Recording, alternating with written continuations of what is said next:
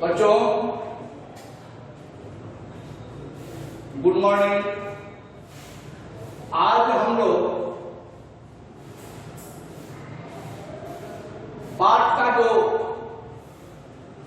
शेष था काव्यांश 3 हम लोग उस दिन जाने थे। 3 के बारे में आप जान गए थे। आज हम चौथे काव्यांश को जानेंगे। आपने उस दिन देखा था कि किस प्रकार लक्ष्मण ने परशुराम के क्रोध को बढ़ाने के लिए यहां तक कह डाला कि आप जो है ना निरर्थक ही जो है धनुष्वान धारण किए हुए हैं। आपका तो एक एक बात जो है वह करोड़ों वज्र के समान है।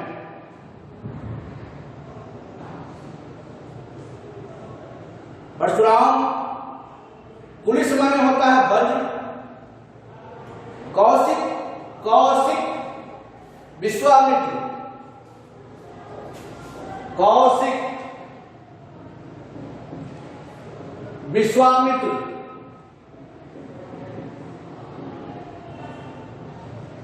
कुलिस। अब आइए कौशिक सुनो मंद, मंद माने धीमा, जिसका रफ्तार कम हो। कौशिक यहां परशुराम कहते हैं किसको? विश्वामित्र को। क्या कहते हैं? कौशिक सुनो मंद यह बालक। तुम्हारे इस बालक का, यानी हम क्या कह सकते हैं कि तुम्हारे इस छोटे शिष्य का जो बुद्धि है वह मंद हो गई है। कोट पुलिस धन काल वश निर्कुल घालक, यह कुटिल है, सीधा नहीं है, कुटिल है। कालवश और मृत्यु के कालवश, मृत्यु के अत्यंत कालवश, मृत्यु के समीप होना, अधीन होना, अधीन होना, यह कालवश। निज कुल धारक, निज माने अपने, निज माने अपना, कुल माने होता है खानदान। यह अपने ही खानदान के मर्यादा को खत्म करने वाला है। इसने किसको कहा? विश्वामित्र ने।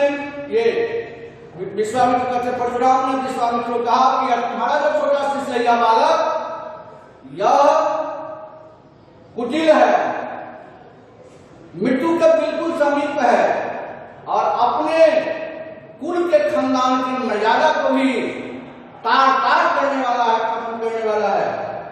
वैसे ही जैसे चंद्रमा पर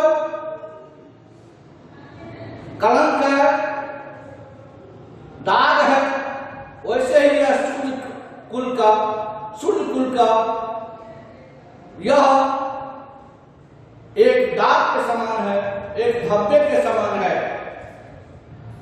बिल्कुल निपट निरंकुश, जिसमें कोई अंकुश नहीं है। अबुध अज्ञानी, मूर्ख, अबुध अज्ञानी, मूर्ख और असंतु। काल कवनो होई क्षण माही, क्षण नहीं, पलक झपकते ही यह बालक, यह जो तुम्हारा शिष्य है, वह मेरे हाथ में मारा जाएगा, काल के बस में हो जाएगा। कहो पुकार कोई महीना नहीं। तो सभा में उपस्थित लोग पुकार पुकार करके कह करके मेरा दोष नहीं देना, अगर तुम चाहते हो, यदि विश्वामित्र आप चाहते हैं तो आप इस बरगोले अपने छोटे शिशु को, बालक को बचा सकते हैं। कहीं प्रताप और रोष हमारा, क्योंकि आप मेरे प्रताप और रोष के बारे में जानते हैं। लखन कहूं मुनि सुजस तुम्हारा, तुम्ही अछत को बढ़ने पड़ा।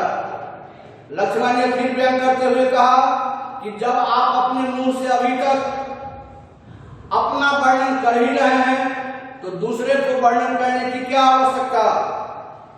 अपने मुंह तुम आपन करनी, बार अनेक भांति बहुवर्णी, एक बार नहीं अनेकों बार वर्णी, बहुवर्णी।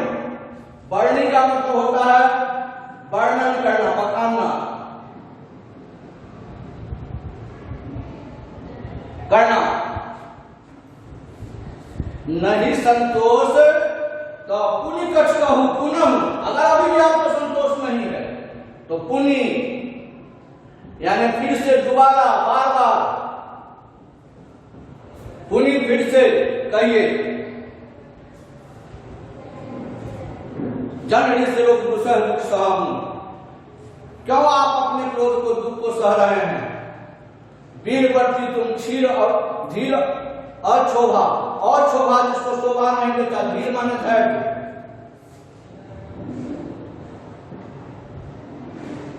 और शोभा मतलब अशोभनीय।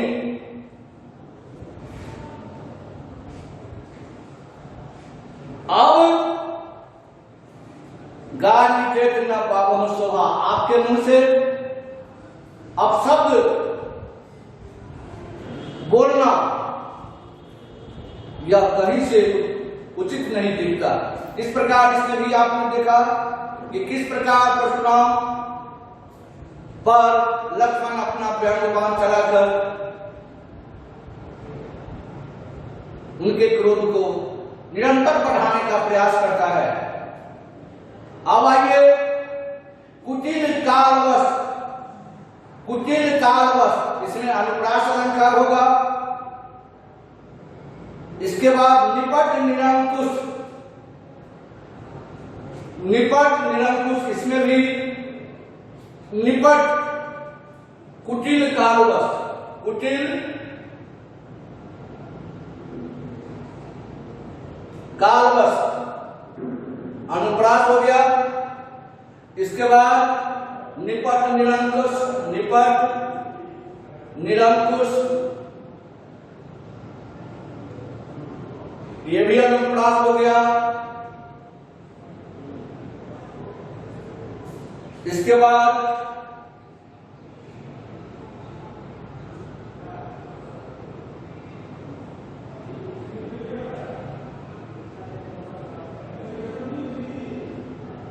अब इस दोहा में लक्ष्मण परशुराम को एक वीर होने का लक्षण, नियम भी बताते हैं, गुण भी बताते हैं। क्या कहते हैं सुनिए। सूर समर करनी करही। जो वीर होते हैं, सूर, सूर वीर, समर लड़ाई का मैदान,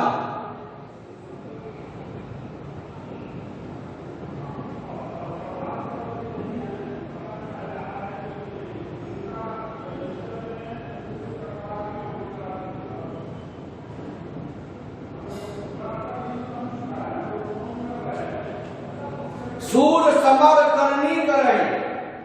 जो वीर होते हैं लड़ाई के मैदान में अपनी वीरता का परिचय करनी करके, कर्म करके दिखाते हैं। केवल जना करके, बोल करके नहीं है। लेकिन आप तो वीर के भांति युद्ध नहीं कर रहे हैं, बल्कि अपने बातों से ही युद्ध को जीत लेना चाहते हैं। विद्यमान रणपाय रिपु। लड़ाई के मैदान में रिपु माने होता है शत्रु। रिपु माने शत्रु। लड़ाई के मैदान में यदि शत्रु सामने हो और तब यदि कोई केवल अपनी वीरता का बोलकर बखान करता है तो लक्ष्मण के दृष्टिकोण से वह वीर नहीं बल्कि कायर होता है, डरपोक होता है।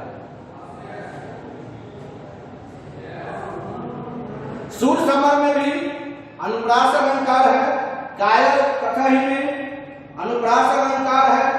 आगे हम लोग देखते हैं, तुम तो काल हाथ जन लावा, इस पक्ति में तुम तो काल हाथ जन लावा उत्प्रेक्षा अलंकार, बार बार मोही लाज को लावा, बार बार में पुनरुक्ति प्रकाश अलंकार है, बार बार वर्णों की आवृत्ति बार बार एक ही तरह का शब्द है लेकिन अर्थ में भिन्नता नहीं है।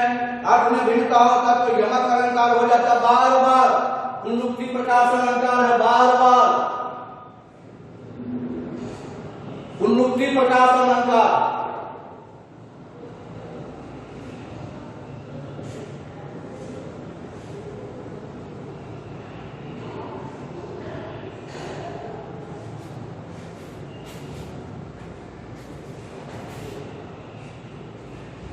तुम तो काल हाथ जन लावा, राम कहते लक्ष्मण के, लक्ष्मण लगता है कि तुम्हारी मृत्यु बिल्कुल ही करीब थी, निकट है, इसीलिए काल जो है मृत्यु के देवता तुमको जबरदस्ती मेरे पास भेज दिए, मेरे सामने भेज दिए हैं।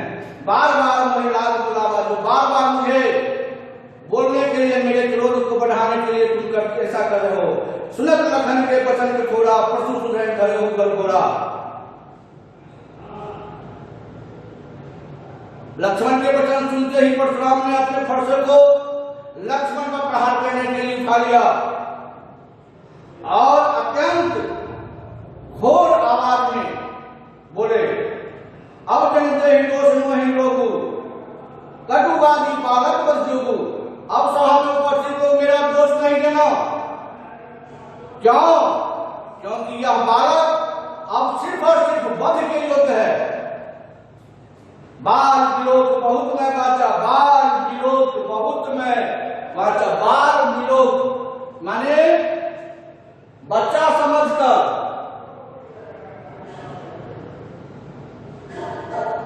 बाल विलोक बहुत में वाचा, बालक समझकर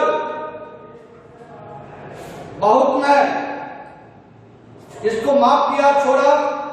अब ये मरनिहार भाषा था, अब सत्य नहीं है, मरने के लायक ही है। कौशिक कहा क्षम्य अपराधो। परशुराम और लक्ष्मण के इस प्रकार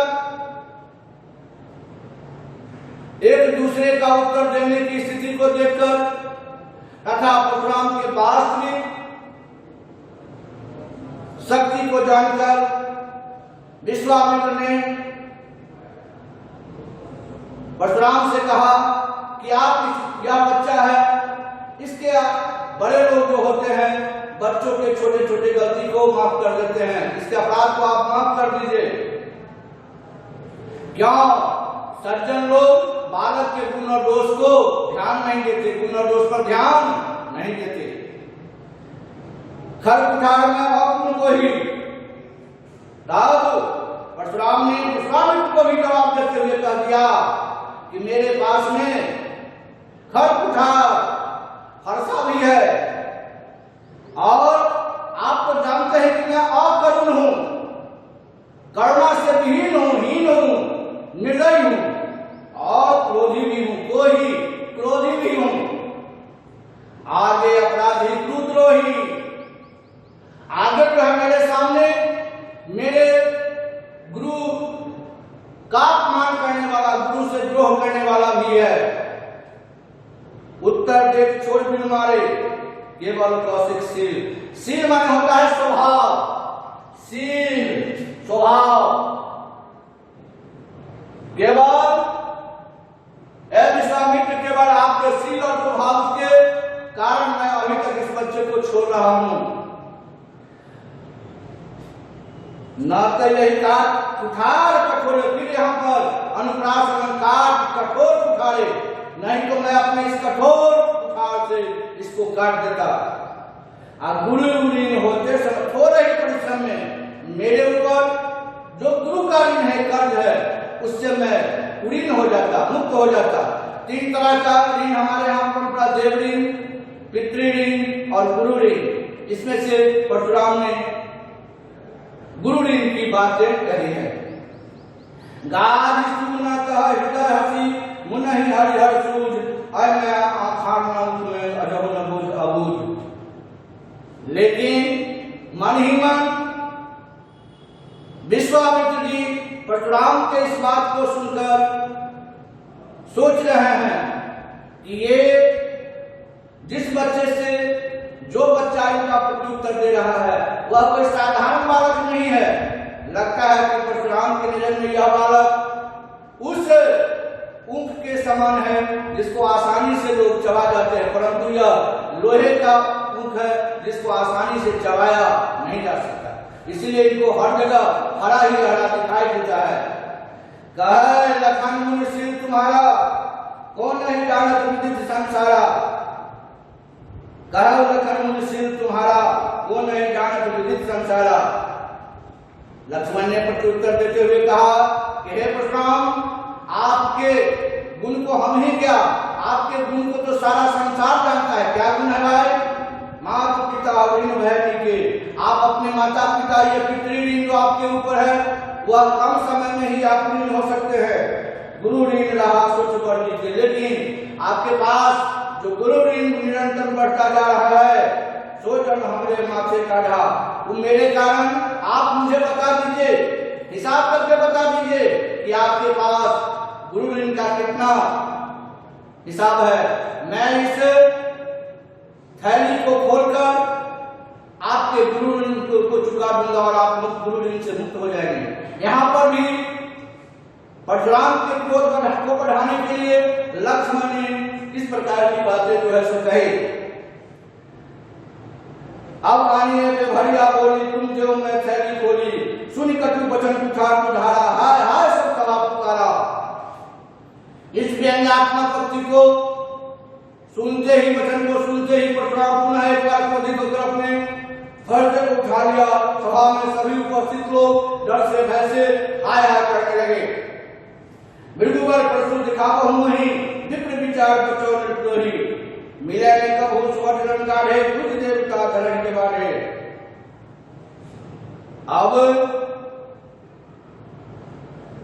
दोनों ओर से परशुराम और लक्ष्मण के बल अपने अपने में कम नहीं थे। भृगुवर परशुराम दिखाओ मुझे, परशुराम आप मुझे क्या दिखा रहे हैं, फरसा दिखा रहे हैं। विप्र विचार बचो नृत्योही। ब्राह्मण समझ करके मैंने आपको अभी तक क्षमा किया, मिले न कबू सुवर्णन गाढ़े, लेकिन आपके जैसा पाचाल आज तक मुझे कभी नहीं मिला। दुज देवता ग्रह के बाद दुज और देवता, ब्राह्मण और देवता हमेशा आदर के योग होते हैं। अंशित कहन सब लोग पुकारे, रघुपति श्याम नहीं लखन मिटने वाले। लेकिन राम तो मर्यादा पुरुषोत्तम थे। राम ने देखा कि लक्ष्मण अपने प्रत्युत्तर से परशुराम के क्रोध को निरंतर उसी प्रकार बढ़ा रहा है जिस प्रकार अग्नि में घी डालने से बढ़ता है। लखन के उत्तर को आहुति समझा, सरिस समान, भृगुवर को किसान, और परशुराम का जो कोप है, क्रोध है, वह आग है। आग में अगर घी डालते हैं तो निरंतर आग और अधिक प्रज्वलित होता है। बहुत देख दर्शन वचन, तो हमारा आपका कर्तव्य है कि जब दो लोग आपस में लड़ रहे हो, विवाद कर रहे हो, तो हमारा आपका कर्तव्य होता है कि हम शांत करें। और मर्यादा पुरुषोत्तम भगवान श्री राम ने ऐसा ही किया। जल के समान उन्होंने दोनों के आग और घी को अलग किया, ताकि परशुराम की अग्नि रूपी जो क्रोध था, क्रोध रूपी जो अग्नि था, उसका ज्वाला कम हो। इस प्रकार से आपने देखा कि किस प्रकार से ये है। आपको इसमें कुछ अलंकार दिया हुआ है। बालक बोल बलो नहीं तो ये अनुप्रास होगा। कोट पुलिस अगर इतना है तो अनुप्रास है। संवचन तुम्हारा तब उपमा हो जाएगा। तुम्हें तो काल हम जन लावा, इसमें आपका उत्प्रेक्षा अलंकार है। बार बार लाज बुलावा, बार बार में प्रवृत्ति प्रकाश अलंकार है। लखन उत्तर आहुति सरिस, सम सदृश सम, ये शब्द उपमा अलंकार का होता है। इस प्रकार हम आज इसको चैप्टर को खत्म किए, फिर हम आगे भी चैप्टर को देखेंगे।